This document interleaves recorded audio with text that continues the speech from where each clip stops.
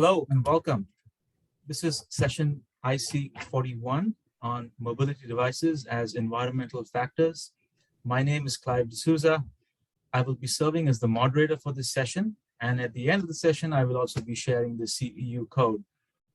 Before we get started, please remember to place yourself on mute.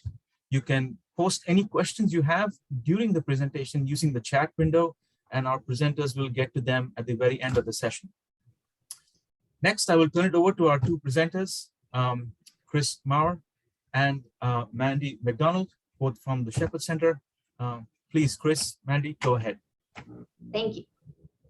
Hi, everyone. Thank you so much for joining us this morning, especially after that really fantastic keynote session that we just heard.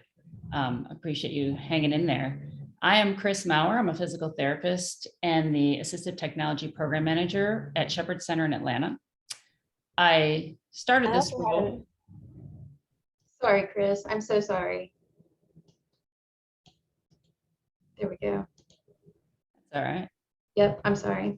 That's okay. I started this role about 2 years ago, curiously, right at the beginning of the pandemic. However, for the previous 20 years, I worked in the Seating and Mobility Clinic at Shepherd, and there we perform mobility evaluations for people with really any diagnosis, ages 12 and up. I've also dabbled in clinical research along the way and presenting in the area of seating and mobility. And I want to introduce the mastermind behind this presentation today, Mandy. So my name is Mandy. I've been an OT at Shepherd since 2001. During that time, I've worked in departments across the rehab spectrum, primarily with clients who have spinal cord injury and clients with dual diagnosis of spinal cord injury with traumatic brain injury. For the last 6 years, I've had the opportunity to work with Chris in the seating clinic. So today we're going to be talking about a tool that was developed to help people who are in need of wheelchair recommendations make that decision more deliberately and more objectively. As a background, which may help when we talk about the tool, Shepherd Center is a 152-bed inpatient rehabilitation hospital that serves primarily people with traumatic brain and spinal cord injuries. We also have a substantial outpatient volume with a multiple sclerosis clinic, pain and concussion clinic, and a share initiative where we treat veterans that have consequences from mild traumatic brain injury. So this tool was developed mostly directed towards the inpatients, and we'll be describing that, but that gives a little bit of background of where we're at and what we do. I apologize, you may be hearing my bulldog snoring, but there's nothing I can do about that. So I apologize for that ahead. Also, Mandy and I recorded this presentation with the ever-present fear of COVID preventing one of us maybe from being here today. We are both here, but we're going to go ahead with the recorded portion of the presentation just to make sure we are able to address all the points we want to. And we'll be back at the end live to really get your feedback. We're really interested in your feedback on this tool and answer any questions. Go ahead, Mandy.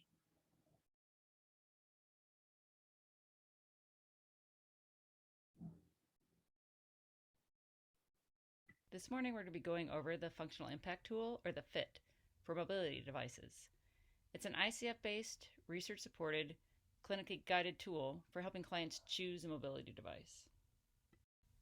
These are the areas we're going to review today, starting with why we developed the FIT in the first place, and more in depth on the details of what the FIT is, the categories that are involved in the tool, and how to execute it, and then ending with some clinician and client feedback that we've received since we've been trialing the tool at our facility, as well as what our plans for the future are in regards to the development of the tool. We'd like to save time at the end for questions and answers, especially what you think the applicability of the tool is in your setting. These are the objectives that we've listed that hopefully you will obtain by the end of our presentation this morning. All right, so let's start. Why do we need the FIT, and what is it?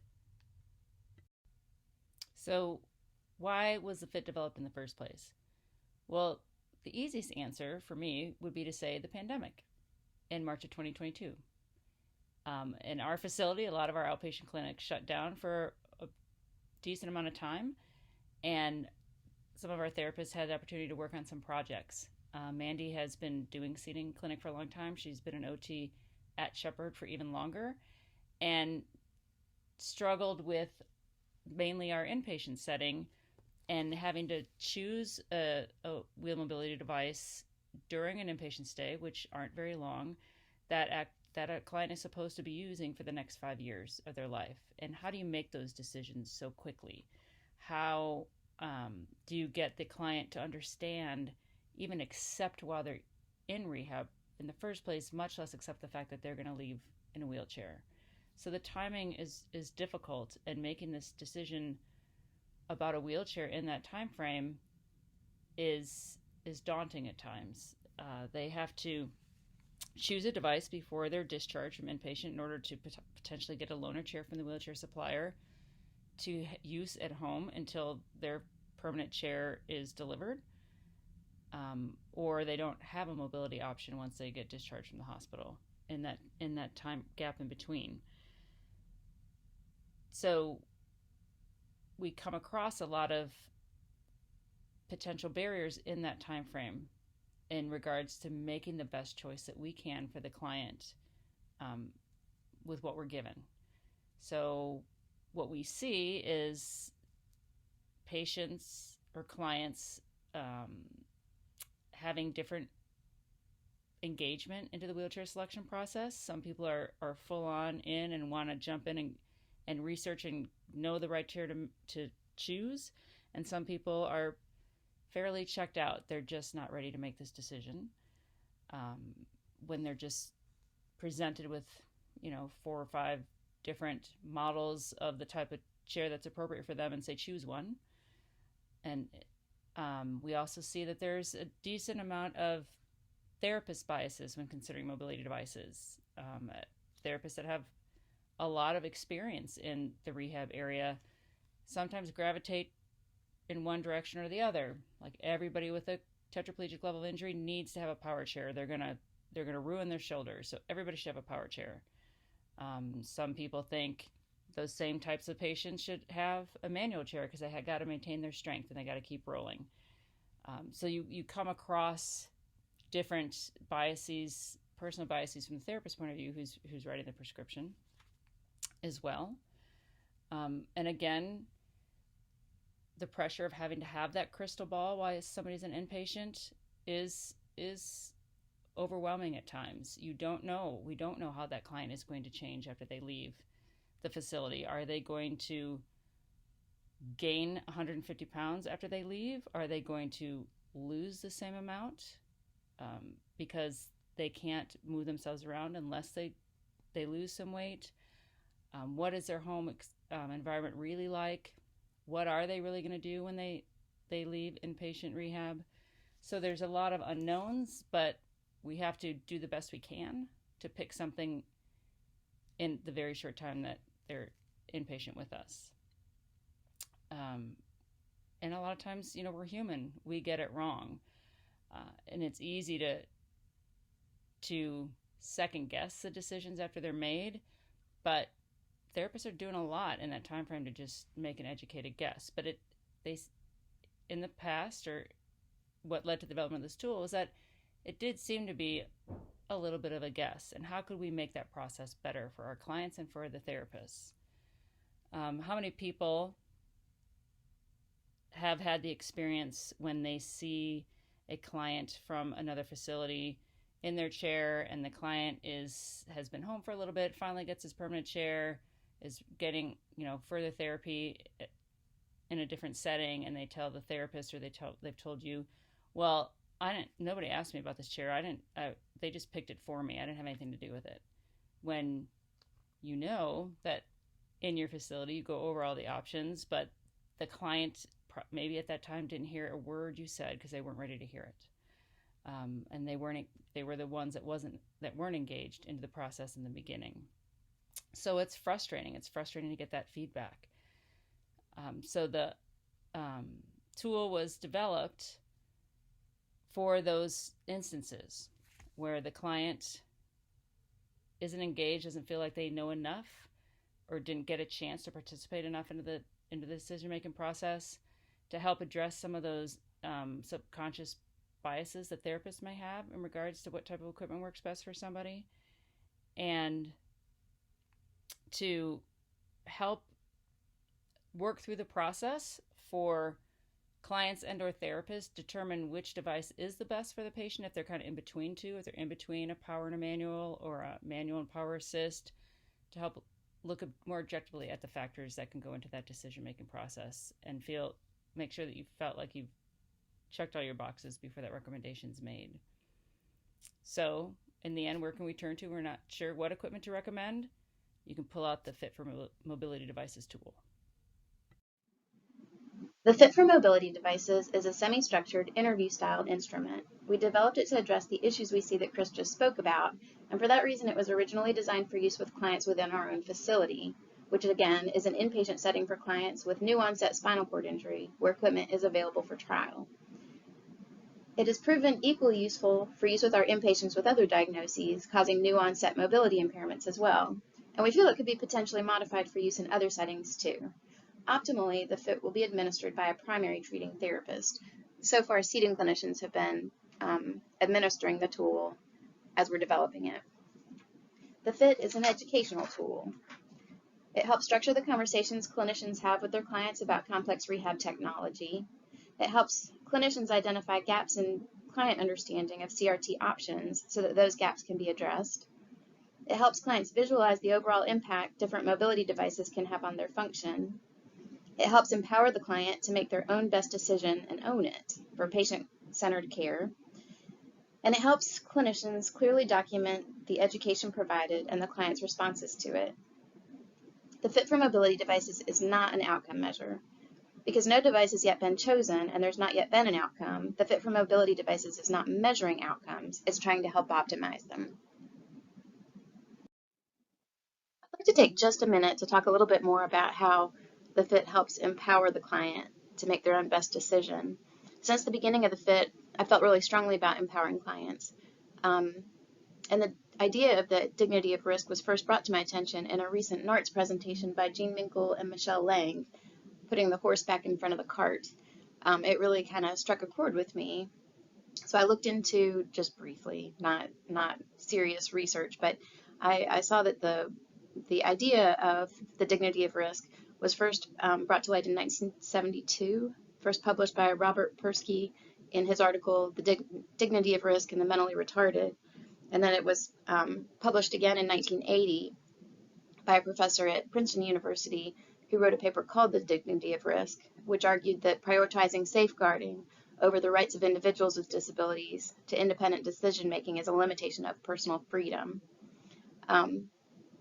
Using the FIT allows clinicians to offer the dignity of risk to our clients in the most responsible way possible by ensuring that they're as fully aware as possible of the choices available to them and to the implications of the decisions they're making. I think also, to some extent, clinicians might find out that the clients were right all along, more than we think as well.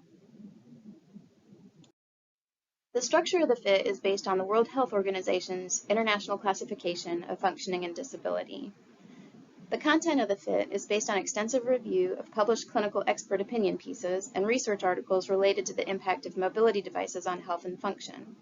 The instrument has evolved substantially over the last 2 years with the help of Tori Dean, a PT in the seating clinic, Chris Maurer, Dr. Deborah Backus, Robin Skolsky, and the other seating and floor therapists at Shepherd Center, peer supporters and counselors at Shepherd Center, Dr. Harley Granville, Dr. Rada Anderson, Aaron Radcliffe, who's a rehab engineer, and feedback from the clinician task force. It has definitely been a team effort. Here we have the schematic of the ICF, which was approved for use by the World Health Assembly in 2001. As most of you are familiar with, it's a framework for measuring and quantifying health and disability. The ICF considers a person's level of functioning to be a dynamic interaction between his or her health conditions, environmental factors, and personal factors.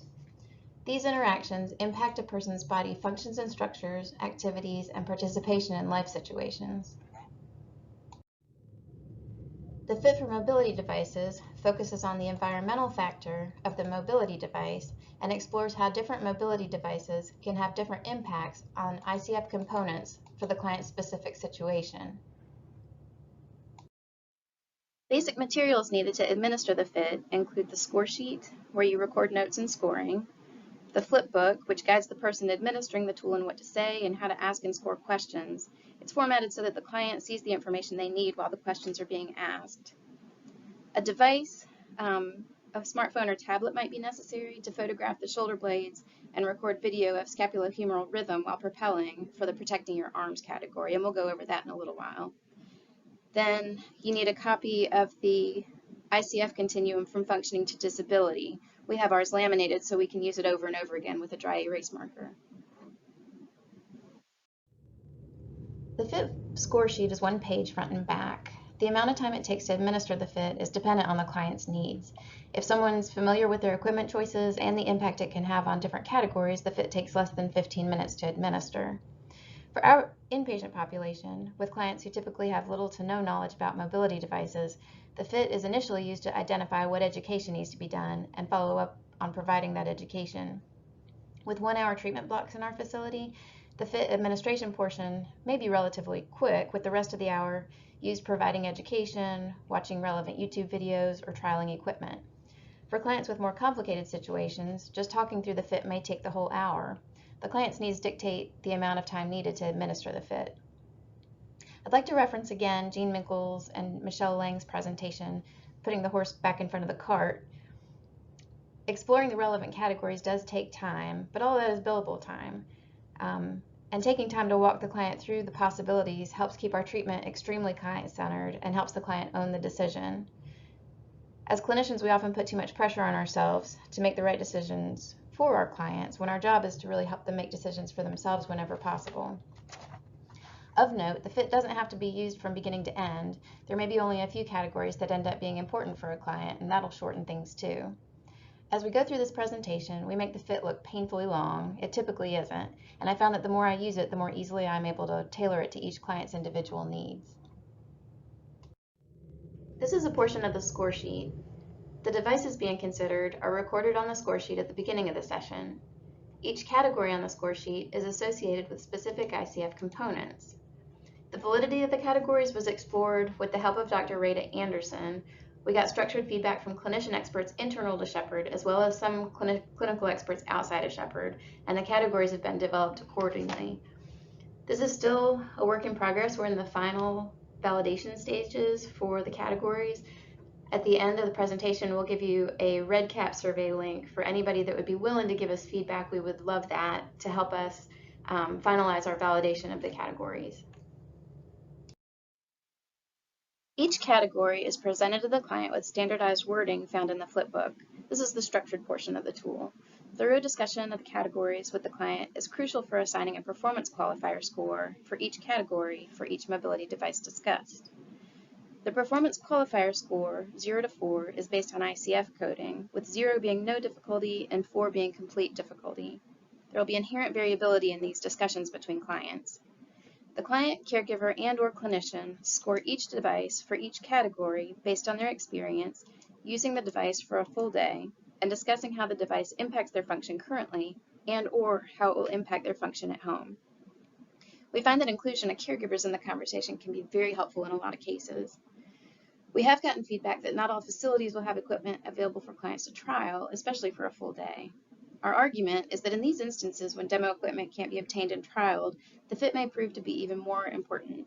The structured conversations can at least help clients think through their options as thoroughly as possible, even if trial isn't possible. Online videos can often be found to demonstrate the logistics of tasks that can't be trialed because equipment isn't available. Items can be scored based on conversations when tasks can't be trialed. The performance qualifiers for each device are totaled, and the result is a quantitative approximation of the qualitative data discussed. Then we can note the totals for each mobility device on the ICF continuum from functioning to disability and visually compare the overall impact of the devices being considered. I always have a discussion with patients at this point about how no one's ever completely functioning on this scale. If you have diabetes or a bum knee or dyslexia or social anxiety or hearing loss or virtually any other difficulty, you'll not score as completely functioning according to the ICF. And you basically have to be in a coma to score as completely disabled. Virtually everyone who's participated in this intervention has scored in the bottom third of the continuum, regardless of the device chosen. I always feel like it's a nice way to round the intervention out. Everyone's always way closer to the functioning end of the continuum, even with their new mobility impairment. It is really important to note that this step is intended to help the client visualize the overall impact of the device to help them make a decision. Again, it's a quantitative approximation of very qualitative information, and it's not intended to be the correct answer. It's just intended to help make a decision. If the client can't rate a category because they haven't tried or thoroughly explored a skill, an action plan is developed with the intention of the client being able to score the category based on experience or as much information as possible. Often the action plans are focused on helping the client pursue the device they prefer. Action plan items often overlap between categories. We'll give some examples as we review the categories. So let's dive into the categories a bit. The first category is keeping pain low. Here, you see information presented in the flipbook, which is based on research studies focusing on pain for wheelchair users. This is a portion of the table on the back of the score sheet to help with recording the client's responses. The clinician asks the client where they have pain after using each mobility device and asks them to rate that pain on a scale of 0 to 10. We opted to use the Wong-Baker pain scale due to general familiarity of most people with this scale. The pain rating is then converted to a performance qualifier by the clinician and recorded on the score sheet. Some action plans for this category can include things like talking to the healthcare provider about pain management options, considering seating system changes, sleeping changes, or ADL changes, such as things like task modification or encouraging asking for more help with specific activities. A consideration of exercise plans to help reduce the pain levels, learning about or trialing power assist devices or alternative drive control options. And if an alternative drive control option is available, paying attention to whether it helps the client be more independent with tabletop activities like computer access and feeding by basically eliminating the effort needed from the upper extremities to maneuver the power chair all day long. So this leads right into saving energy for important activities. The information provided in this category is based on research studies related to energy conservation and wheelchair use. So this is the first category that begins assessing the client's life role priorities. The clinician might ask something like, what are the things you have to do in a typical week? ADL type activities, including work or school. And then what are the things you do because you want to? What does a person do to relax or have fun or nurture relationships? When the client is trialing the devices, they can be encouraged to think about, after a full day of classes, would you have the student have the energy to go out with friends? And after working all day, will the parent have the energy to go to their kids' ball games or do transfers independently? Will energy conservation decrease the need for a caregiver for ADL or allow the person to live independently? This might be another time to bring up the helpfulness of an alternative drive option for a client with some arm function who is able to use a joystick for driving sometimes, but maybe perhaps not all day. We have found that people who have the energy to do what's important to them feel like they have more control over their lives, they report less pain, they feel less helpless, they say they're more motivated, and they report better relationships. In this category, the client is asked, after using this wheelchair, are you too tired to go out to do something fun? And the client assigns a performance qualifier. Action plans for this category can include things like talking with the rec therapist and OT about task modifications using the device the client prefers. Again, considering exercise plans, increasing endurance, and learning about or trialing power assist devices. The action plans will be entirely dependent on the client's presentation, their preferences, and needs. The feeling good about yourself category is one of the most important things to explore for some clients when talking about a mobility device for a new mobility impairment. The information presented on the slide is based on research, peer supporter input, and clinical counselor input. Conversation points can include things like, how did you feel people outside the hospital reacted to you when you were using this wheelchair? How did you feel about the amount of help you needed when using this wheelchair? The client is asked to score how hard it is to feel good about yourself while using this wheelchair. Only the client can score this item. Action plans in our clinic might include things like consulting a counselor, meeting with a peer supporter, or trialing different equipment in the community. The protecting your arms category is one that clinicians typically think a lot about. It's definitely an important one to consider. It's also one that I sometimes think clients don't think through if they're not guided to do so. For this one, we first ask the client about pre-existing upper extremity injuries, and then we talk with them about the new onset injuries or issues that they're having. There's a lot of research out there about upper extremity issues and wheelchair use. We review a list of common upper extremity issues for wheelchair users here and talk about how the issues can impact the client's function in the short term and in the long term.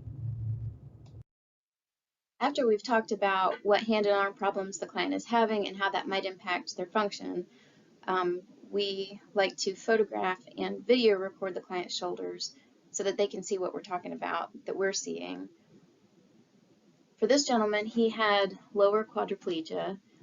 You can kind of see he's got some hypertrophy in his right shoulder.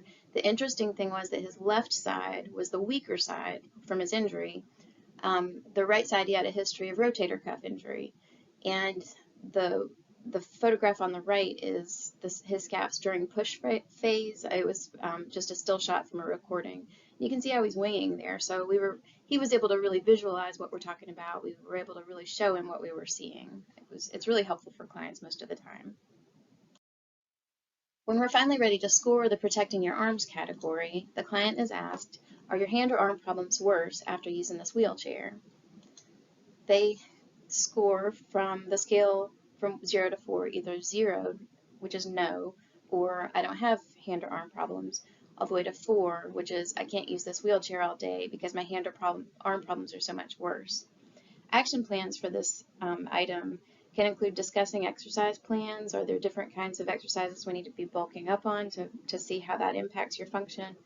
A lot of times we consider trialing power assist options, and other times we can look at task modification or schedule management to help them be able to use the mobility device that they prefer.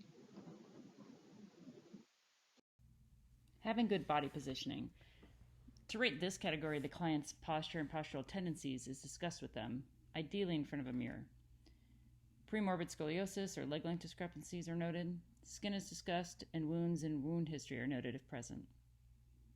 The clinician talks about the frequent long-term impact of positioning on skin, comfort, range of motion, progression of postural deviations, and on ultimately independence. Discussing additional items such as line of vision, bowel function, or respiratory function may also be appropriate depending on the client's situation.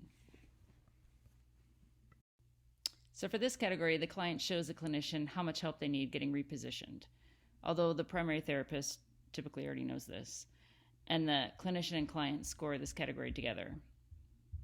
Action plans for this category can include, adjustment of the seating system, adding or removing, some different components. You can focus on a therapy goal of the client being able to reposition themselves with modified independence in the device that they prefer, and taking pictures or making individualized videos outlining positioning techniques for the caregivers. This category, being away from caregivers when wanted, is one of my favorite categories because it can be really eye-opening for the clients. The clinician and the client discuss ADL and safety tasks that are relevant to the client in a typical day. The list that we have here is common to most of our clients with spinal cord injury. The clinician and the client discuss how often each task needs to be done and which tasks can be done without help. The frequency of each task required and which tasks the client can perform without assistance in each mobility device is noted on this additional chart included on the back of the score sheet. This helps the client and clinician see how long the client can be safely away from a caregiver using each mobility device. In this example, the client cannot perform a weight shift without assistance in the rigid manual wheelchair, and safe weight shift frequency for that client is every 30 minutes. The client will require hands-on assistance at least every 30 minutes using the rigid manual wheelchair. This client can do his own weight shifts in the power chair, but still needs assistance with bladder management. This client could be away from caregivers safely for up to 6 hours. using the power wheelchair. For this example, the rigid manual wheelchair would be scored a 4, and the power wheelchair would be scored a 3. Of course, we don't mean to imply that a caregiver won't need to be available nearby for any issues that might arise, but in a typical day, this could have big implications for someone. Maybe being able to be away for 6 hours will allow this client to go out to dinner with friends without his primary caregiver present. So moving around using your wheelchair. So this item looks at independence with using the wheelchair through different settings or obstacles, such as getting on and off an elevator, propelling over carpeting, going up and down ramps, etc. Several mobility assessment and clinical experiences were considered to determine which specific wheelchair skills to assess. So conversation points in this category can include things like asking, what's your work environment like? Or when you're at home, do you spend much time outside in your yard? What is that terrain like? Or visiting with your neighbors. Is your driveway paved? That's always a good question to ask. If they're a student of any age, you can talk about what their school campus is like. How long do they have to traverse to go in between classes? What's the environment outside the school like? What's the playground terrain like? You can also ask, what kind of doors do you come across during a typical day? So Shepherd has a garden area that's accessible, and it's lovingly called the Secret Garden because it faces in a very busy street and you can't really tell it's there. When going to the garden from the patient's room, most inpatients have to use an elevator, traverse a long hallway, open a door with an accessible switch, maneuver down an accessible ramp, and go over unlevel terrain, concrete and cobblestone, and grass if they choose to. And then to return, they have to do it all over again. So it's really helpful for us to have the client consider how much help they need going to the secret garden and coming back to the room using each device. And it's nice because if you use the same pathway for each device, you kind of are able to compare apples to apples, or the client's able to see the differences between the devices with a typical path like that. So the clinician asks for the score sheet, how hard is it to move around using this wheelchair? And then the client scores accordingly. Some action plans for this category could involve prioritizing therapy goals that promote independence with mobility tasks using the preferred device, and or modifying the mobility device configuration to promote independence and use. Moving around using transportation. So this category helps the client and clinician discuss what transportation might be like using each wheelchair. And sometimes this is the category that makes or breaks their decision. They might say, I can't get a van, I can't afford a van, I can't use a power wheelchair. And other people might determine that a manual wheelchair is great, but the effort it takes to load it and unload it into the car and transfer by themselves in and out of the car is so much that they would probably choose to never go out of the house. These conversations in this category kind of helps bring those topics to light and be able to talk through them. We found that clinically sometimes people underestimate truly how difficult it is to do transfers into a vehicle if they haven't tried it yet. So this is an item that maybe can't yet be scored at the time of the initial assessment for inpatients, and an action plan frequently includes trialing the skills in this list so they can be scored. If they're going to use a Hoyer transfer into the car, you have to assess not only the client being dependently lifted in the car, but the caregiver is loading the Hoyer into and out of the vehicle, which is no easy feat. How much effort does it take to do a sliding board or depression transfer into the car? Independently, sliding boards, sometimes dependently, breaking down the chair and loading it into and out of the vehicle. Transporting a power wheelchair, what are the options as far as vehicles are concerned in that regard? Securing the chair. If they're going to use public transportation, perhaps is an outing an option where they can actually access the public transportation around the facility and be able to get a up-close view on that process itself. So conversation topics in this category can include, how many times did you leave your home in a typical week prior to this injury? And what kinds of places did you go? And have them think about, what it's like using X transportation for whatever activity if it's raining or cold. If it takes them, if they just trialed a depression transfer into the car and loading the chair and it took them 20 minutes, granted, with practice it'll get less, but if it's pouring down rain or a blizzard, what's that going to feel like versus here's a power chair and up in a ramp into the van with no transfers potentially, and being able to compare that. And also, would you still choose to go to places for fun using whatever transportation device? And talking through, okay, you just did a transfer into the car and loaded your chair. Now, if you wanted to go out to dinner, at 8 o'clock at night, would you do that? Or would you have your family go to the restaurant and bring you something back? In that case, you're, limiting your participation in life and your socialization. So this area really tends to bring up a lot of meaningful conversation. In this category, the question scored is overall, how hard will it be to go out into your community using this wheelchair? And then the client chooses their answer. Action plans in this category can include what we've already discussed, having the client and or the caregiver practice transferring into and out of the vehicle and loading the wheelchair in and out of the vehicle and or the Hoyer lift, if that's will be pursued. They can certainly refer for an appointment with a driving specialist for a dependent passenger evaluation, which includes looking at the types of vehicles that would be compatible with the device that you're pursuing. Attending a van show at Shepherd, we have several van companies once a month come to Shepherd with different types of vehicles, modified vehicles, to show clients the different options that are out there.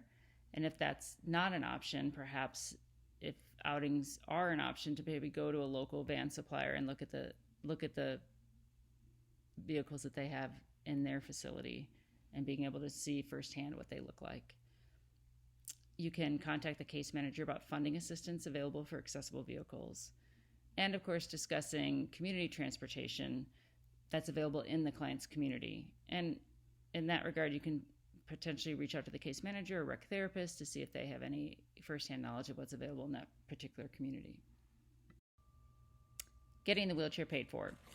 It's nice to have this category not be the first one out of the gate, so the clients can discuss and think about the features of the device and their specific needs without the burden of wondering if it can or will be funded. It gives a more clear view, we feel, for them. The clinician asks about available funding sources, as well as inquiring into the client's ability and willingness to participate in the funding process. So the question is, how hard will it be for you to find payment for the wheelchair? And the performance qualifier can typically be assigned by the clinician by asking the questions listed here. What kind of insurance do you have? Will you have trouble covering a copay? This one, we come up with a lot. We find out a lot of times after the fact that the patient, in the end, either refuses a chair or can't go through with it because they can't produce the copay. And so we definitely take some time to think about everything we're adding onto a chair, and the impact it will have on their copay. So, fully loaded power chair is fantastic, except when it exceeds the client's ability to pay for it. And sometimes you have to pare some of those off to allow them the ability to afford the chair. Would you be able to participate in an appeal if the equipment's denied? Again, involving the client in this whole process. It's their chair, it's their decision, it's their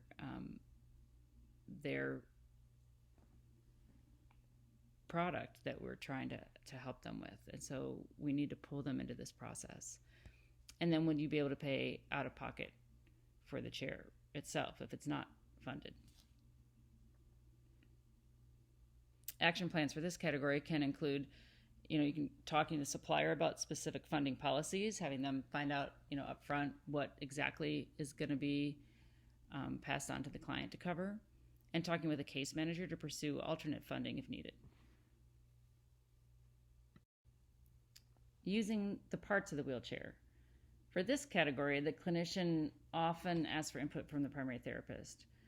This category helps the seating clinician be aware of the need for simple components on a wheelchair, such as when someone needs help managing their equipment and or will have multiple caregivers. Multiple caregivers is a really important thing to inquire about, because it certainly does impact at times the type of device, or especially the components that you're putting on the chair, to make sure that they're durable enough or easy enough to handle that different types of people can maneuver the equipment throughout the day.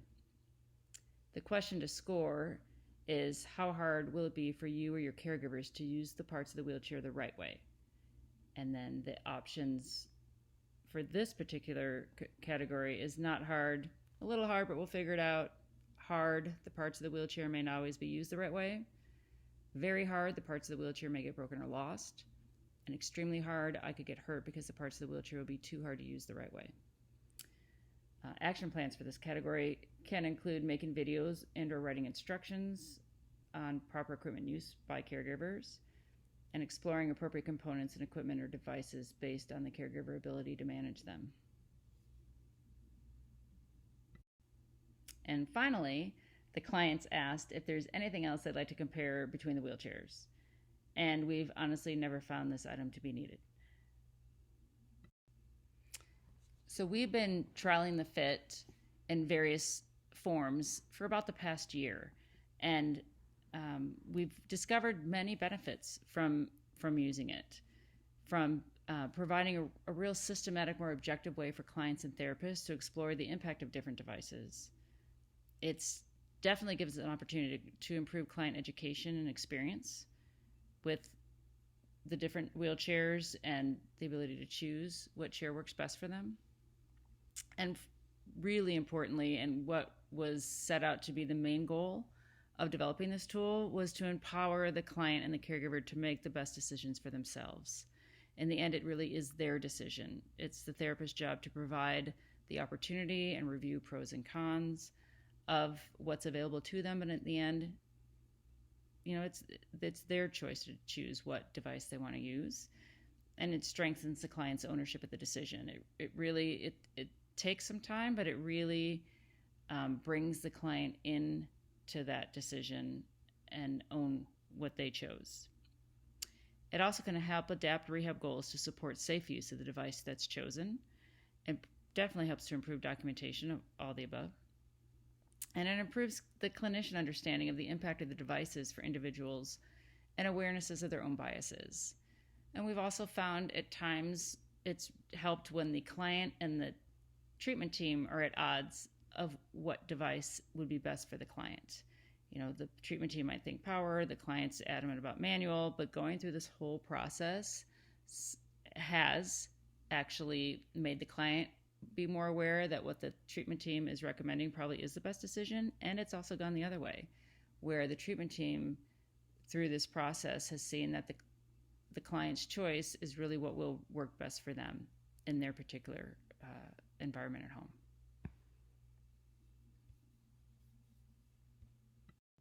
So what about when the fit just isn't going well? We found that the fit framework as is isn't typically appropriate for use with clients who have moderate cognitive dysfunction. This can be due to difficulty with attention, difficulty with abstract thinking, perseveration, you name it.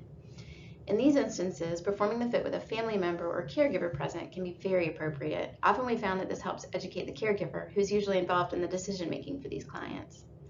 There are also going to be times when only a very few of the categories even apply to the client. Only the categories that apply should be addressed. For example, if a client's on a ventilator and requires 24-hour supervision, the category about being away from caregivers may not be appropriate to review. And sometimes the fit is better used without the scoring at all. Some people just don't get into that aspect of it.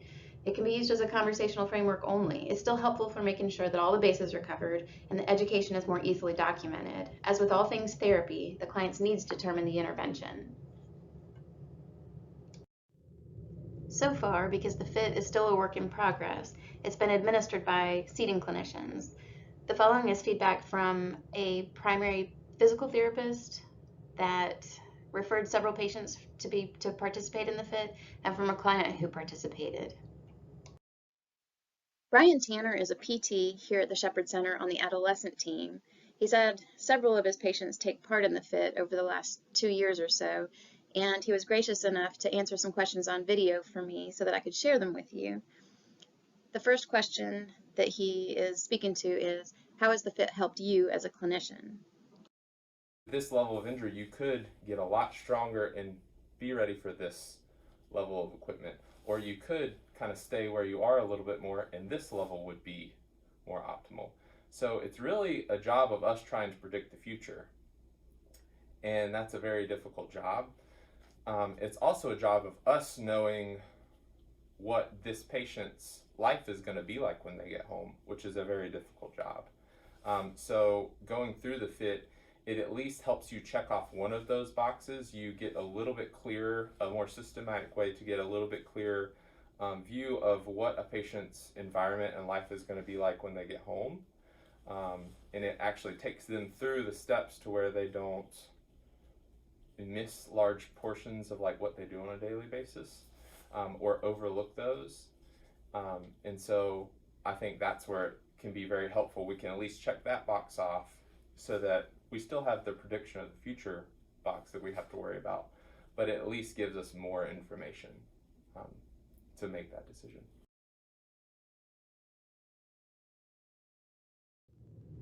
I also had another inpatient PT stop me last week to comment that she was relieved that we had the fit. She had a client with a tough mobility device decision to make, and she had been stressing out about it quite a bit. The fit helped us be there to support him and answer questions and let him try things, but ultimately he made the choice, and she felt very good about that. I asked Brian how he feels the fit can impact his client's experience with choosing a mobility device. It might make it more complicated at times for them, but they're more educated and more truly prepared to kind of make a decision about what the equipment they need going forward. I asked Brian if the fit had ever changed his mind about what equipment is most appropriate for a client. There's one patient in particular that I'm thinking about that he was in a manual chair a lot at Shepherd Center, but like I said, the environment is very closed, very flat, very accessible, and I really thought that he was going to need a power chair going home because he lives in a rural place, going to high school, very active person. I thought a manual chair would really limit his ability to access his environment. But after going through the fit testing, I think you trialed Smart Drive or Smooth with him, or both.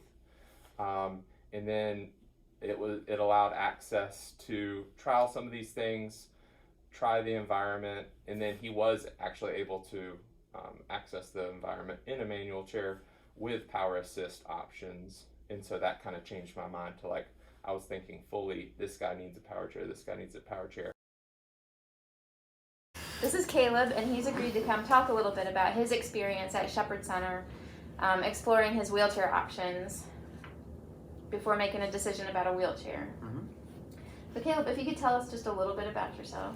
Okay, so I'm 17, I'm a senior in high school, and I was working as a lifeguard over the summer, and then I was doing a demonstration for little kids about like 5 to 13 in a summer camp, and I dove into a sandbar. So I went to a hospital in Daytona, then moved to Orlando, and then ended up here. Do you remember what your thoughts were about a wheelchair before we got together and started talking? I didn't really know much about it, so I had always thought of a wheelchair as this. I didn't know that they had power chairs, so it was a little bit different actually, like being asked about one, since I wasn't used to it. So I sort of remember, and correct me if I'm wrong, but it wasn't the easiest conversation in the world to Right. have. Since it was like a new experience and I didn't know that I was going to need it, yeah, it was a little rough. Caleb participated in 3 appointments related to wheelchair prescription. During the first meeting, the fit was initiated. I got to know him a little bit better. At the end of that session, I knew that he had been using a power chair, inpatient, was very interested in using his manual wheelchair more. And after that appointment, some of the action plans were that his primary PT, who happened to be Brian, excuse me, did some modifications to his wheelchair setup to improve his posture. And he made an appointment with a driving specialist for Caleb so that he could kind of talk about and explore transportation opportunities and issues with different mobility devices. In our second meeting, we did photos and video of Caleb's shoulders, and we talked about some of the issues that could potentially come about with that. He learned about the different power assist options that were available to him, and he ended up deciding to trial the eMotion wheels during that appointment. For the third meeting, we actually prescribed the wheelchair and this with the supplier present. Do you feel like the things that we did in the appointments kind of helped you feel prepared for your seating clinic evaluation for your custom chair, as far as knowing what you wanted? And Yeah, because it gave me options and gave me the ability to talk through the different ways things might work or what was best, just details like that. do you remember after our second meeting if you had any different thoughts about a custom wheelchair than you did before our second meeting? So after going through everything, I kind of thought that it was cool, all the customization options, and being able to have one of my own. I thought it was very cool. So my like opinion on the whole wheelchair situation had completely changed. So tell us about which wheelchair you decided on, what type. It doesn't matter what brand, but and why you decided on what you decided on. So after having the loaner, it gives you an idea of what you like and don't like about it. So I decided that I definitely wanted side guards because I think I had another wheelchair before the loaner just as like a test kind of in PT. So side guards were a big thing. Rubber rims were a big thing because my hands were really sensitive at the time. These type of brakes were a big thing at the time because the other ones looked like they might have been too difficult with hand strength. Making it a little bit wider was a big thing.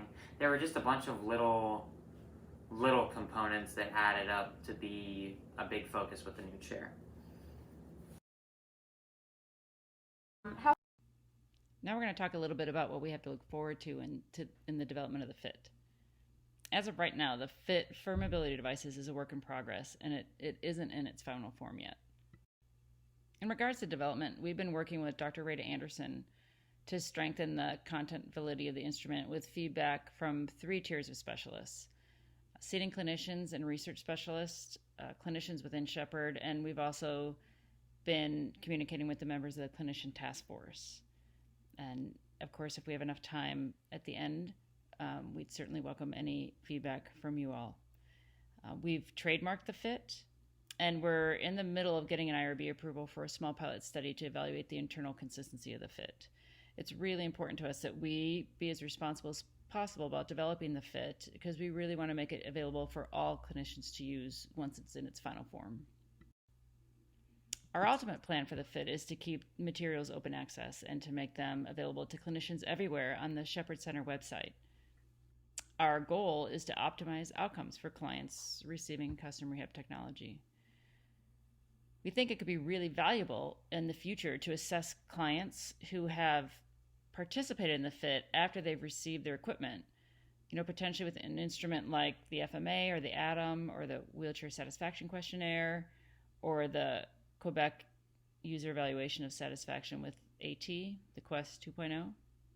It'd be really interesting to see if there are differences in the fit of the CRT between people who participated in the Fit for Mobility Devices tool and the people who don't. But that's something we'll be thinking about in the future.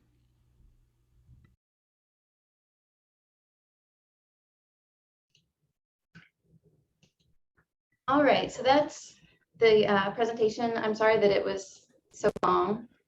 Let's see. Thank you, Mandy. Thank you, Chris. So there are questions in the chat window. Feel free to get to them from the very top. In interest of time, I'll speak less. Yeah, so we had some questions that Mandy certainly can address. Are there recommended ages for use with the fit? Is it appropriate for completion with the pediatric patients and or their caregivers in the acute rehab setting? So the internal consistency study that we're doing is going to be based on spinal cord injured adults. But it's just like any other tool out there. You can, at your discretion, use it for whoever you think it's appropriate for. I think that as long as it's used responsibly, would probably be fine. Yeah, I think the questions are general enough that in that type of format, you could use it with anyone at any age and any caregiver. It's and you can tailor some of your probing questions to specifically for that age range if needed. Another question is, how long do you recommend the trial before completing the fit? Ideally, it's a full day so that they can, feel it, use it, see what their pain is like at the end of that day. It's going to be different when they go home. I think that's one of the important things to keep in mind about this tool is there's no way we can have all of the exact answers during an inpatient stay. We're just trying to educate them as much as we can. So if they can use it for a week, fantastic. If they can use it for 30 minutes, that's better than nothing. And we have that conversation. I think one of the other questions was, what about when the demo or loaner equipment isn't optimally configured? What do we do now when it's not optimally configured? It's still a conversation to have. We might get them in and say, these are things that might feel different if it were configured differently in this way. Definitely we'll configure it as close to what we would recommend as possible, but ultimately it's the client making the decision with as much information as they can get. Somebody else mentioned that the use of the fit would have an impact on outcomes, and have you measured that? That's one of our future goals. The fit's not completed yet. We haven't finalized our testing like Mandy's mentioned, but we really feel like it has a lot of data that could come out of it, and we can use that to inform our practice and our service provision. And certainly the one thought is looking at the outcomes from people who actually participated in the fit for their first chair and those who didn't, and seeing if there's any differences. So yeah, we're definitely wanting to proceed with that in the future. Somebody else said, I work in an acute inpatient rehab setting. What's your client's typical length of stay in your facility? Typically for right now, for people with paraplegia, it's about 30 days. People with tetraplegia, it's about 60 days, give or take. Medical complications and stuff. We're getting people sicker, so some may go back and forth to the ICU a little bit. So that's kind of an average length of stay for us. And I think it's important to know that whole stay is not participating in rehab. A lot of it is spending time, tolerating sitting upright and that kind of stuff. It's shorter than it sounds. I know we're spoiled though. Yeah. Somebody's asking about the survey link. Yes. Let me get that pulled up. Yep, and you could also post it into the chat window if you'd like, if that's convenient. Okay. And while you're doing that, Mandy, I'll announce the CEU code for this session. It is X91G0Z. That's X-ray 91 Golf 0 Zebra.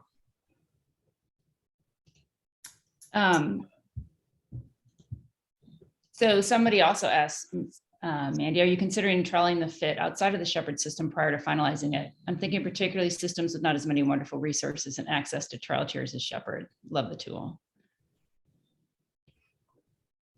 I mean, we would love to have other facilities once it's finished up, or even before it's finished up, help us make some changes to it. That would be awesome. Yeah.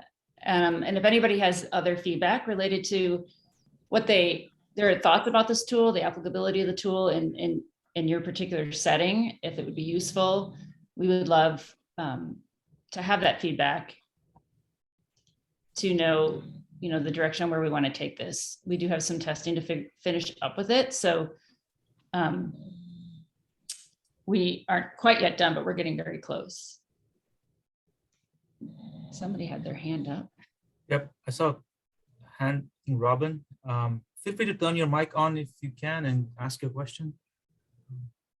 We're almost at the end of the session. Contact information for both of you.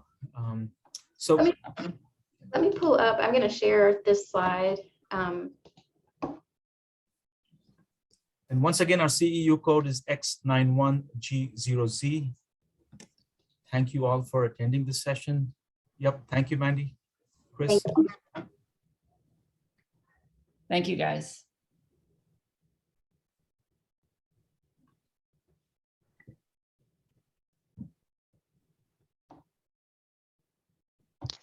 If you guys are still taking questions, first of all, awesome job. And it's so much fun to see people really looking for ways to empower the consumer. So great job. I did have a question of, given your lengths of stay, when are you introducing the FIT survey and working with the primary therapist? We're kind of leaving it up to the primary therapist when they think it's most appropriate, because they kind of have their finger on the pulse of the client's needs and the family's needs. But I always encourage them to get them involved as soon as possible, as soon as they know that there's going to be a question as to what kind of device to recommend, or as soon as they know that they're working with somebody who's really detail oriented and wants to know all the ins and outs. Because the more time, the earlier we know about it, the earlier we can start letting them try things, and the more time we have to do that. That might be an interesting thing to track as you are tracking the effectiveness of the FIT. When was it introduced from the primary therapist? Just to get a little bit of a shift here in terms of functional mobility and at least having people think about it in the context outside of acute rehab. Awesome job, folks. Thank you so much, Jean. That means a lot. Great. Thank you. I think we're out of time. I appreciate all the participation. Have a great rest of the day and your symposium. Thank you, Mandy. Thank you, Chris. Thank you so much. Bye, everyone. Everyone. Thank you. Hey, Mandy and Chris, if you can stay on, if we have 30